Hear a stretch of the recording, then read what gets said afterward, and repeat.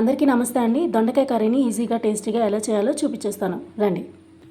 ముందుగా స్టవ్ వెలిగించుకొని ఇలాంటి కడాయి పెట్టుకోండి. నాన్ స్టిక్ అండ్ ఏదైనా పర్వాలేదు. దాంట్లో ఆయిల్ పోసుకొని హాఫ్ స్పూన్ ఆఫ్ జీలకర్ర వేసుకోండి. ఆవాలు హాఫ్ స్పూన్ వేసుకోండి. ఇలా ఆయిల్లోనే ఎండుమిర్చి వేసేసుకోండి. బాలింతలకైతే ఇది చాలా టేస్టీగా బాగుంటుందండి. త్వరగా స్పీడ్గా చేసుకోవచ్చు.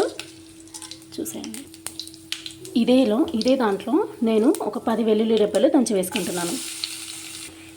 ఈ తాలింపులు ఇలా ఫ్రై అవ్వనివ్వండి. హైలో ఆర్ మీడియం ఫ్లేమ్లో పెట్టుకొని, మీరు దగ్గరగా ఉంటే హై ఫ్లేమ్లో పెట్టుకొని చేసుకోండి.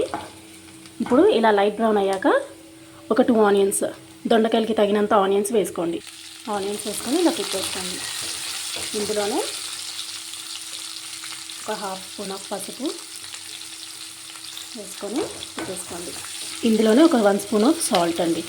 మనం తర్వాత కూడా వేసుకోవచ్చు. సాల్ట్ సరిపోకపోతే నేను 1.5 స్పూన్ వేసుకుంటున్నాను చిన్న స్పూన్తో. ఆనియన్స్ని ఇలా బాగా ఫ్రై అవ్వనివ్వండి. బ్రౌన్ కలర్ వచ్చేంత వరకు తిప్పుకోండి. వెల్లుల్లిపాయలు వేయడం వల్ల చాలా టేస్టీగా ఉంటుందండి దొండకాయ కర్రీని. బాలింతలకి చాలా మంచిదండి. ఆనియన్స్ ఫ్రై అయ్యాయి కదండి. ఇప్పుడు ఒక 2 టొమాటోస్ని వేసుకుంటున్నానండి నేను కట్ చేసుకొని చిన్నగా. ఇప్పుడు ఇలా బాగా తిప్పేసుకోండి. టొమాటోస్ ఉడకాలండి బాగా. ఇందులో కరివేపాకు కూడా వేసుకోండి. స్టార్టింగ్లో వేసుకోవచ్చు, నేను ఇప్పుడు వేస్తున్నాను. టొమాటోస్ ఇలా సగం వరకు ఉడికాక దొండకాయలు వేసేసుకోండి. ఇలా దొండకాయలు వేసుకొని చక్కగా తెచ్చుకొని మూత పెట్టుకోండి. చాలా టేస్టీగా ఉంటుంది కర్రీ. ఇలా కలిపేసుకోండి. మంచిగా తిప్పేసుకుంటే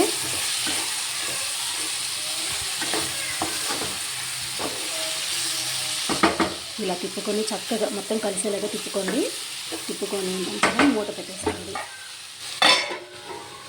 మధ్య మధ్యలో మూత తీసి తిప్పుకుంటూ ఉండాలండి. మగ్గిందా లేదా దొండకాయ చూసుకోవాలి.